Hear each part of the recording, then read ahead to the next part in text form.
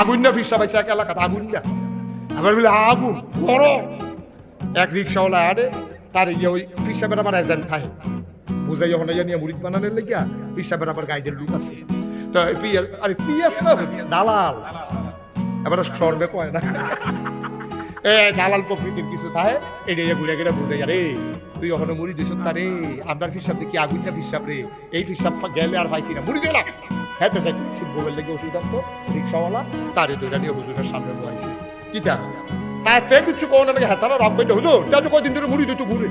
তেমনি কয়দিন ধরে মুড়ি দিত তে গিয়ে আটে রাস্তা কয় ঘুরে আর রইছি হুজুর পেতে কি মুড়ি দিত সা হেতে মাথায় না তারা কয় ও সা তো ঠিক আছে এইগুলো মুড়ি তো মুড়ি টুড়ি আসার পরে হ্যাঁ তো মনে করছে ওই দিকে না ওগুলো যখন কয় আর আমরা তারা ওই দলের লোকও বেশি ওই দিকে ওইসে পরে লগের তারা কয় কিছু একটা দেয় মুড়ি দনের লগে লগে কিছু হাত দিয়ে হুজুরের হাতে দন লাগে তো হ্যাঁ 500 টিকার নোট আর ফকড়া বাংতি দিয়ে আছে এটি লইয়া যাইতেছে বউয়ের লেগে ওষুধ আনতে এই ভিডিওটা তো কয়দিন ধরে জ্বর তে ফকড়া হাত দিয়া ছোট নোটটা বিচারে 500 টিকার নোট দিয়ে নিতে ওষুধ আনতে করতে তার আছে দুইটা পুঁজি ছোট নোটটা বিচারে এই বিচারটা এই এদিকে আটকা দেবো যাই তুমি দিবা না আটকা বছর দিয়ে 500 টিকার নোট বাড়ি গেছে দমকের লোকের যে শরীর কাপ দিয়ে ভাবিছে যে 500 টিকার নোট বাড়ি গেছে কাপড়ে অন্তে এই চোখের সামনে আর চিন্তা করবো পরে দিয়ে দিছে পরে বাড়ি আইয়া সেটা এটা দিয়ে ধরছে কয় যে ও আমি তো বউয়ের লেগে ওষুধ দিতাম আসলাম তখন যে 500 টিকার নোট দিয়ে আলাম আর চিন্তা করিচ্ছে হুজুরে তোর একটা লাইন কাট করে দিব কই কিটা করবো কয় কিয়ামতের ময়দানও তুমি যখন ঘুরবা তোমারে দেখবা কেমনে জান্নাত নয়নের লাইন করে এই কথা কইয়া তে গেছে ভাই বউয়ের লেগে ওষুধ দিছে না বউয়ে কয় ওষুধ কো কারে কইও না আগুন না ফির পাইয়া সকলে লই আমার নিয়ে মুড়ি করাই দিছে পকেটে টান দিয়ে 500 টিকা নোট বাড়ি গেছে গা হুজুরে আমরা লেগে একটা কিছু করবো এটা কথা হইছে বউ আছে দুইটা সালা বউ কয় কিতা কইছে আপনার কথা বিলে মনে রাখবো হাসরের ময়দানে আচ্ছা ঠিক আছে এরকম তো ভালো সপ্তাহখানেক গেছে পরে হুজুরে বাচ্চা আবার ফিরা এই গ্রামে আইসে পরে হুজুরে তো মনে রাখনের কথা বউ কয় একটা কাম করেছেন হুজুরে তো কইছিল আপনার কথা মনে রাখবো ওহন সানসেন গিয়া আপনি রিসিভ সপ্তাহখানেক পরে তে গিয়া সেটা হুজুর সিনছেন নি চিন্তাম পারছি না বয়স হয়েছে তো মনে রাখতাম পারি না হুজুর পালা করে চান না না বাবা চিন্তা করছি হুজুর চান না মনে করে ওই যে কসকিচ্ছা না বাবা মনে করতাম পারছি একবার টেহারা দিয়ালাম এক সপ্তাহ গেছে মনে রাখতেন পারছেন না আপনি কিয়ামতের ময়দানে আমার কিতা করবেন বুঝ হইছে ঠিক কিনা কও টেহা 500 দিয়ালাম আমার টেহা আমার মুড়ি লাগবে আপনি আমার কিছু করুন লাগতো না আমার যাও ওই নিচেরটা নিচে করান দেন আমার কথা তো আপনার সত্য কথা তো সত্য ঠিক কিনা কও কথা তো সত্য কারাই বুঝাইব এই কথাটি কইলে এই হক কথাগুলো আমাদের দেশের মানুষ শুনতে চায় না নিজের গাও নিয়ে লাগা আমি কি কুছ করোয়া নেই তোমার গাও লাগাও নইলে শৈল সাদ্দ লাগিয়ে গাও দিয়ে হয় আমার কিছু আসবে ঠিক কিনা কও কথা শুনতে হবে বুঝতে হবে বোকার মতো ধাক্কাইয়ার নাম ইসলাম এত সোজা না ইসলাম অনেক কঠিন ইসলাম আপনার মানলে সোজা না মানলে অনেক কঠিন তুমি আমল করো না তোমার আমল হিসাবে করে দিব তুমি ভাত খাও না তুমি হেবারা খাইলে তোমার ফ্যাট মরবো তোমার হেটা দি বুঝো বালা আরেকবার ভাত খাইলে যেমন তোমার ফ্যাট মরতো না আরেকবার আমল তোমার আমল নামায় জিলা ধরবে না ঠিক কিনা কও একটু চিন্তা করে চললেন একটু চিন্তা করে চললেন আমি আপনার শত্রু না মুস্তাক ফৈজি আর একটা বার করানো অনেক কঠিন আছে অনেক কঠিন 29 সাল পর্যন্ত তারিখ দিয়া রাখছি ইচ্ছা করলে আবার কালকে আইয়া পারতাম না ব্যক্তি স্বার্থে কোনোদিন কথা বলি নাই আমিও পারি কেমনে কথা কইয়া বুড়িদের টেহা বার করন লাগে ও গিন্ডি বেটির টেহা কেমনে বার করন লাগে রিক্সাওয়ালা টেহা কেমনে বার করন লাগে এটা আমিও পারি শুধু শরম করে চিন্তা করি খাইলে তো স্বার্থ না জবাব দেওয়া লাগে ঠিক কিনা কও বিচার করবো কারা দেখে তো আল্লাহ তোমার মনের খবর আল্লাহ জানে তুমি স্বার্থের লেগে কথা কও নাকি মানুষের হেদায়েতের জন্য কথা কও এটা আল্লাহ জানে দুনিয়ার কেউ জানুক আর না জানে ঠিক কিনা কও মুসলমান ওই যে লোকমান কথা মনে আছে নিও লোকমান রেজি গায় তুমি কি নবী হইবা নাকি এই নিয়ামত হেকমত নেবা লোকমান কয় নবী হইতাম না ডর করে নবী হইতাম না নূহ নবী কেমনে ফুতের ব্যাপারে ধমক খাইয়া লাইছে আমিও তেমনি ধমক খাইয়া লাইম দিতেন যদি মন্ডায় কয় সামান্য একটু বুদ্ধি দিয়ে আমার নবুয়তের দরকার নাই আমি একটু বুদ্ধি নিতে চাই আল্লাহ কয় যা দিলাম লোকমান কয় পাইলাম সাধারণ মানুষ কয় এখন থেকে লোকমান শুধু লোকমান না এখন থেকে লোকমান হইল লোকমান হাকিম বুদ্ধিমান লোকমান বলো সুবহানাল্লাহ কথা যখন এখন সাড়ে দুইটা কথা কইলে নাকি? আচ্ছা এখন লোকমানকে বুদ্ধি দিছে কারা? আচ্ছা আল্লাহ বুদ্ধি দিছে, এবারটার বুদ্ধি কম না বেশি? আচ্ছা কিরকম বুদ্ধি আইন একটা কথা বলি, দরকার আছে নিও। লোকমান দেখতেছেন তো অসুন্দর, বুঝছি কালো, ওই নিগ্রু আছে না হাফসি, এইরকম নিগ্রু কালো যারা হজ করতেন গেছেন তারা দেখতেছেন কালো মানুষটি দেখতে কেমন দেখা যায়। এই নিগ্রু তার কপালটা ছোট্ট এরকম চিকন, চোখটি গাতা, তারপরে দাঁতটি বাইয়া রয়েছে, ঠুটটি মোটা মোটা, চুলটি ফেসলাইকা রয়েছে, চিরুনি ভাঙন যাব, চুল কোনো সোজাকরণ যেত না। এইরকম নিগ্রু কালো মানুষ ছিল লোকমান। তো লোকমান এক বাইক গেছে, মনে হয় তেজ খালি আইছে, সেটা দেখছে কেরাই গৃহস্থ বড় হেবাটার ঘর গিয়া তো ভাই বসুইরা কামলা রাখবেন, বসুইরা কামলা বুঝেননি, মানে 1 বছরের লেগে একবারে রাখা দেওয়ার এত হাজার টাকা, বসুইরা কামলা রাখবেন নি। তো গৃহস্থ না বসুইরা কামলার আগে একবার রাখছিলাম, তো চুরি করে লাগে, কাম সরাইতে গেলে চুরি করে লাগে, তারা কিছু ব্যস্তাম দিলে চুরি করে লাগে, তো বসুইরা কামলা আমি রাখতাম। লোকমান মুসকি আসলে তো ভাই সবাই এক ফাল্লি দিয়া বাঁচবেন না, আমার নাম লোকমান, আমি মাশাল্লাহ চুরি সামারিক থাকতাম না, বিশ্বস্ত লোক, আমানতের খেয়ালত করি না, মিশা কথা কই না, রাইখা দেখেন এরপরে আরেক বছর রাখতেন মনে করি গৃহস্থ কয় এত কইয়া তো কেউ কইছে না। আচ্ছা তো তাদের রাইখা চাই না কিরকম রাখছে লোকমান রে, কইছে যে আমার কি কাম, লোকমান রে তুমি 100 ছাগল লইয়া পাত্র যাইবা, ছাগল দিলে ফ্যাট বইরা চললে আবার বিকালবেলা ভাই কেন রাখবা, এইটাই তোমার কাম। তো লোকমান ছাগল লইয়া পাত্র গেছে, তখন ছাগল চড়াই নাকি হুদা লোকমান না আরো আছে, আরো আছে, সবাই মিলল যখন ছাগল ছাইরা গাছের তলে বইয়া লুডু খেলে, তারপরে ষোলকুট্টা খেলে, হাডুডু খেলে, লোকমান রাখা আইয়েন আপনি অনাই নালান। লোকমান কয় নাম আমছে, এর আগে তো একটা কথা আছে, কয় কি কথা, কয় সব রাখালটারে ডাকো, তো সব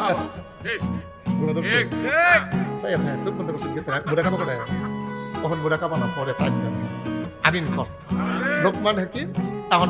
সব রাখালে দিকে আসো, সব রাখাল যখন আইছে লোকমান গায় তোমার ছাগল কড়া, আমার ছাগল হইল 200, এই তোমার কড়া আমার 50টা, এই তোমার কত 250, আমি আনছি 100। আচ্ছা এবার তোমরা জিগাই, এখন যদি সন্ধ্যার সময় আমি যদি একটা ছাগল কম নেই, কয়টা লোকমানের ছাগল কড়া 100, তখন আমি যদি একটা ছাগল কম নেই লোকমানের চাকরি থাকবো নি, গৃহস্থ এবারে আদর করবো না, মারবো, এবার আর বেতনও দিত না, চাকরিও থাকতো না, খানাও দিত না, বিদায় করে দিব। লোকমান এই কথা কইয়া সোহে খালি ছেড়ে সকলকে কান্দেন কেড়ে। আবার লোকমান কয় ভাই দুনিয়ার মালিকের বড় কাম করি খানার বিনিময়ে, তোগুলা বাতে না দেয় বড় বেতন দেয়, এবার আর একটা ছাগল কম নিলে আমার যদি চাকরি চলে যায়, এবার আর একটা ছাগল কম নেওয়ার কারণে আমারে যদি বাড়ি থেকে বের করে দেয়, যে আল্লাহ আমারে মানুষ বানাইল, মালিকের কাম করি টাকার বিনিময়ে একটা ছাগল কম নিলে তোমরাই বললা চাকরি থাকবে না, পিঠাবে ধুইরা খাইতে দেবে না। আমি লোকমান সামান্য কয় টাকার বিনিময়ে চাকরি করি, একটা ছাগল কম নিলে যদি চাকরি চলে যায়, যে আল্লাহ আমারে তোমারে বানাইলো, যে আল্লাহ তোমারে আমারে খাওয়াইলো, শিয়াল বানাইলো না, কুকুর বানাইলো না, আশরাফুল মাখলুকাত মানুষ বানাইলো, দুনিয়ার মালিকের চাকরিটা ঠিক না মতো করলে যদি চাকরি চলে যায়, আল্লাহ যে 5 ওয়াক্ত নামাজ ফরজ করলো, যদি তুমি আমি নামাজটা ছেড়ে দেই, তাইলে ওই গোলাম যদি আমারে বাদ দিয়া দেয়, আমার ইহকাল পরকাল বরবাদ হয়ে যাবে, ঠিক কিনা? আমার তো সব শেষ, দুনিয়াও শেষ, আখিরাতও শেষ। তাইলে আবার চিন্তা করে দেখো, তুমি একটা ছাগল কম দিবা না, কোনো দিকে ছাগল গুলা ছাইয়া চইলা যাইতে চাইলে দৌড়াইয়া দৌড়াইয়া পাহারা দিয়া রাখো, তুমি জীবন যৌবন সব ছাইরা দিয়া বইয়া রইলা, 5 ওয়াক্ত নামাজের খবর নাই, রোজার খবর নাই, মহিলাদের পর্দার খবর নাই, তোমার উপরে হজ ফরজ হয়ে রইছে খবর নাই, তোমার জাকাত দেওয়া দরকার খবর নাই, তুমি লাইট ঠেলতে ঠেলতে আরেক বেড়ার খেতে গিয়া ঢুক গেলাও, তে হাওলাত দিতে সময় কত কান্দে কাটতে হাওলাত দিছ, দেওয়ানের বেলা খবর নাই, ঠিক কিনা? তুমি রাইতের আড়াইটে হাতি একটা কোয়েল বাহিনীছ, ঘুমাইতে পারে না, মশারি ছিঁড়া, এক মশারি না থাকলে এক বালা, কোনোদিন ছিঁড়া মশারি টাঙ্গাইয়া বুঝবেন না। আমি একটা ঘুরতে চাইছিলাম, নমুনা বেশি খারাপ, সারা মশারি তো উইড়া উইড়াইয়া কামড়ায়, আর ছিঁড়া মশারি ঢুকাশার তো পারলে দেখবেন ঘুইরা ঘুইরা কামড়ায়, লেগে ছিঁড়া মশারিতে মশারি ছাড়া হতো না। তা হেবারা যে ছিঁড়া মশারি দিয়ে হচ্ছে, মশা কর্তৃ যে ভিতরে ঢুকছে, এই কুতুর পরে পরে একজনে বদলাইয়া তারা কামড়া, এবারে মশারি টান দিয়া ছিঁড়া, তোমার ওষুধ বেরতম তোমার মশারি, এবারে গেছে পাশে দোহান দিছে, একবার দোহানে গিয়া ক্ষেত্রে ঘুমেতে ডাক দিয়ে তুলছে রাইতের মধ্যে 2:30, কয়টা রে পতাটা করে ওয়াশ করুন যাবে, কয়টা? রাইতে 2:30টার সময় হেতারে ঘুমেতে ডাক দিয়ে তুলছে, হেতে উঠছে পরে ও কয় যে একটা কয়েল লইয়ে সেটা কয়েলের দাম কত? কয় 2.5 টাকা। কালকা নিস কবে নিস? কালকা নিস কইয়া এই 2.5 টাকার কয়েলতে বাহি আছে 2.5 বছর ঘুরাইছে। কয় বছর? এর ভিতরে দিয়া চেয়ারম্যান সাহেব দেখতে জানাইছে, চেয়ারম্যান সাহেব আমি দোকানদারটাই কিতা পুষিটাই কিতা 2.5 টাকার কয়েল বেচতে না হইলে 4 আনা লাভ হয়, না হইলে গরুর কয়েল হইলে 8 আনা লাভ হয়, তেজ আমার 2.5 বছর ধরে ঘুরাইতেছে, আমার লাভটা কিতা? হেতে চেয়ারম্যানের কাছে বিচার দেওয়া, চেয়ারম্যান আবার তারিখ রে তুই 2.5 টাকার কয়েল 2.5 বছর ঘুরাস, হেতে কয় টাকা লাভ করছে? প্রত্যেকে আপনারা জানাইছে এরকম খারাস দোকানদার তো দেখছি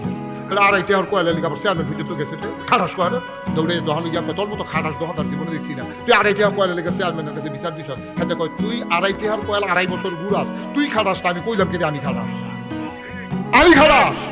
কত ডাইরেক্ট মনে পড়ছে রেখে কইলি তা ওই যে একটা যে কই ওর খাইতে খাইতে কই সরছিলেন নি ও এই ওক খাইতে খাইতে একটা যাইতে আছে সাবাইয়া সুবাইয়া করে তুষ করে হালাইয়ে তো হালায় পিছি দিয়ে আরেকটে কই ওরের উকটা এই লইয়া সেটা সাবান দেয় আর কয় কেমন খারাপ শেখাইছে 1 ফোঁটা রসও রাখছে না এটা খাওয়াই না বেড়া খারাপ তুই শুই না বেড়াওয়ালা আব্বা কি রঙের ঘোড়া দৌড়াইতে আছেন 2.5 টাকার কয়েল 2.5 বছর আপনি ঘুরাইতেছেন আপনি কোন খাচ্ছতের মুসলমান কোন খাচ্ছতের মুসলমান আপনার কাছে টাকা হাওলাত নিয়ে ঘুরান আপনি মানুষের থেকে হাওলাত নিলে আর রুচি রাখান না আপনি দোহান বাহি খাইলে ঘুরান আবার নতুন দোহানো জায়গা কিয়ামতের ময়দানে জবাব দেওয়া যাবে না ঠিক কিনা কম ডাক্কা পড়ে লোকমান ডাক দেয়া কয় ভাই ও আমার রাখাল ভাইরা একটা ছাগল কম নিলে যদি চাকরি না থাকে তাইলে মালিকের গোলামি না করলে গোলামি কেমনে ঠিক থাকবে জবাব দাও সব বড় বড় একান্তে আছে একজন আজান দিয়ালায় বাহিতার আগে অজু করে আলায় লোকমান ইমাম বাকিরা মুসল্লি নামাজ চলতে আছে এখন মাঠের ভিতরে কর্মচারীরা ওই যে অন্য রাখাল গিয়া সেটা লোকমানের মালিক কইতে ও আপনি বসে টাকা আপনার রাখছেন কারি কই কে রে তারপরে পুরা ফিসা বড় ফিসা আলা এবারে এই কথা কয় বানাইয়া কথা কই চেক কইরা দেখেন এবার যেই কারবার করছে আমরা জীবনে নামাজ কারে কয় জানছি না আর এবার কান্দাকারি রুল ফুইরা লাইছে তখন রাখ মাঠের ভিতরে এই জামাত উঠি আছে সুবহানাল্লাহ কইতেন না করে করছি কি এই কথা নাকি কহ কই তাহলে আজ যে মাগরিবের পরে টেস্ট আজ যে মাগরিবের পরে টেস্ট করার দেখে আর এটা বার করতে হইব মাগরিবের পরে মালিকেরা কিছু লোকমান বলছি মালিক কদি আসো আসার সময় ছাগল এই গোয়াল ঘর থেকে ছাগল নিয়ে আসো ছাগল লইয়া গেছে পরে মালিকে চুরিয়া জব করো দইরা জব করছে এই ছাগলটার ভিতরে সবচেয়ে দামি জায়গা কোনটা বার করে লোকমান এই সিনাদার কাছে কাইটা কলমটা হয় এটারে বার করে নিয়ে একটা ফ্রিজে করে কইছে এটা হলো সবচেয়ে দামি জায়গা সুবহানাল্লাহ বলবেন জিরো কইতেন না সুবহানাল্লাহ আবার মালিক কয় ঠিক আছে ওকে ফাইন তাইলে এবার আরেকটা ছাগল আনো আরেকটা ছাগল জব কইরা এই ছাগলের ভিতরে সবচেয়ে নিকৃষ্ট জায়গা কোনটা এটা বার করে নিয়ে আসো এবার সে ফুস দিয়া কাইটা হয়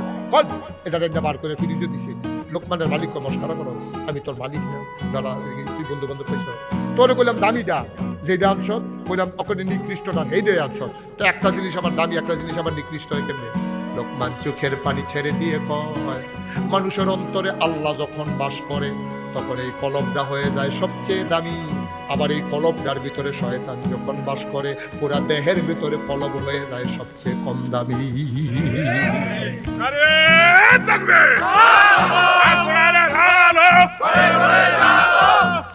সবাই কথা আমি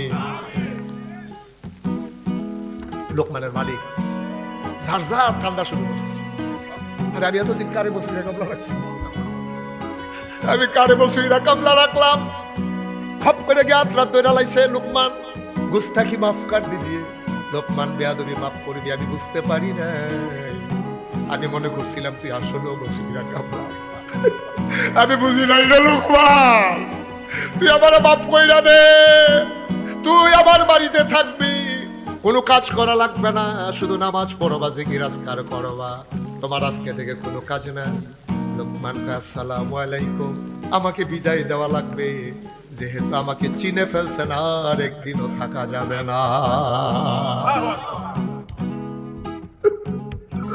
এই লোকমানে ডাক দিয়া কইয়া বুনাইয়া কথা মনে আছে নাকি লোকমান তার ফুতেরে ডাক দিয়া কইয়া বুনাইয়া ও আমার কলিজার টুকরা আদরের সন্তান লা তুশরিক বিল্লাহ আল্লাহর সাথে কাউকে শরীক করবি না ইন্নাশ শিরকা লা যুলমুন আযীম শিরক হইল সবচেয়ে বড় গোনা। পুত্রে নামাজ যদি ছুটতেও যায় আল্লাহ মাফ করে দিব তওবা করলে। রোজা যদি ভাঙ্গালাস আল্লাহ কইয়া যদি সিল্লাম দিয়া পড়ালাস তাহলে আল্লাহ মাফ করে দেবে। কিন্তু আল্লাহর সাথে যদি কাউকে অংশ দেস আল্লাহ এই ব্যাপারে বড় শক্ত, আল্লাহ কোনোদিনও তোমারে মাফ করবে না, ঠিক কিনা? সুতরাং মাজার জিয়ারত করবেন, আল্লাহর ওলির মাজার দেখলে সূরা ফাতিহা পড়বেন, সূরা ইখলাস পড়বেন, দোয়া করবেন, যিনি ঘুমিয়ে আছে তার জন্য, নিজের জন্য দোয়া করবেন। কিন্তু সেজদা দেওয়া এটা করবেন না, দয়া করে এটা করবেন। মাজারে সেজদা দেওয়া, পীরের পায়ে সেজদা দেওয়া এটা শিরক, প্রকাশ্য শিরক। এই ব্যাপারে কারো কোনো ব্যাখ্যা নাই, এটা ইজমা হয়ে গেছে, ওলামায়ে কেরাম একমত হয়ে গেছে, এটা কোনোভাবেই গ্রহণযোগ্য। সবাই কোন আমিন। আচ্ছা ইয়া রফিক ভাই কয়টা কথা বলবো? মাশাআল্লাহ বলো রে, দুইটা তো আমরা পাইছি। একটা হলো ইবাদত করবো কা, দুই নম্বরে আল্লাহর সাথে কাউকে শিরক করা গেছে গা। দুই কদম করে ভাবেছি, আর তিনটা কদম দেখা যায় কইলাম জান্নাত। রেডি সবাই রেডি রে? সাইফিসে নিয়ে যে দৌড় দিয়া লাও চাইও, আমরা সকলে বললাম জান্নাত উঠে খেলা আল্লাহ যা করে করবো ইনশাআল্লাহ। আর কয় কদম? এক কথা কেন, আর কয় কদম? তিন নাম্বার,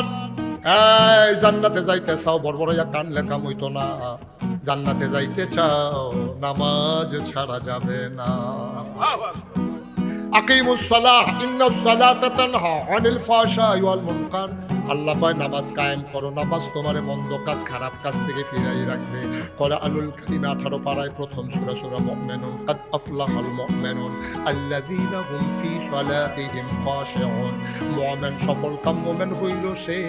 সেই মুমিন নামাজের ভিতরে ভীত সন্ত্রস্ত ভয়ে ডরাইছে, কাঁপতে আছে শরীর, তারে কয় মুমিন। আমি কই আল্লাহ এটা তো বুঝি না, মুমিন নামাজের ভিতরে কাফাম কি হতাম বালা বেড়া, আমি হুজুরি কাফাম কি হতাম। কয় বুঝছো না, তাহলে আমার নবীর কথার কাছে যাও। গেলাম নবীর হাদিসের কাছে, নবীজি কয় বুঝছো তা? আমি কই জি না ইয়া রাসূলুল্লাহ। কয় আনতা আবুদাল্লাহ কাআন্নাকা তারাহু ফাইন লাম তাকুন তারাহু ফাইন্নাহু ইয়ারাক। এমন ভাবে নামাজ পড়িস রে যেন নামাজের ভিতরে তুমি তোমার আল্লাহরে দেখতেছো। ফাইন লাম তাকুন তারাহু, তুমি তোমার আল্লাহরে দেখো না, ফাইন্নাহু ইয়ারাক, তুমি বিশ্বাস রাখো তোমার আল্লাহ তোমারে দেখতেছে, ঠিক কিনা?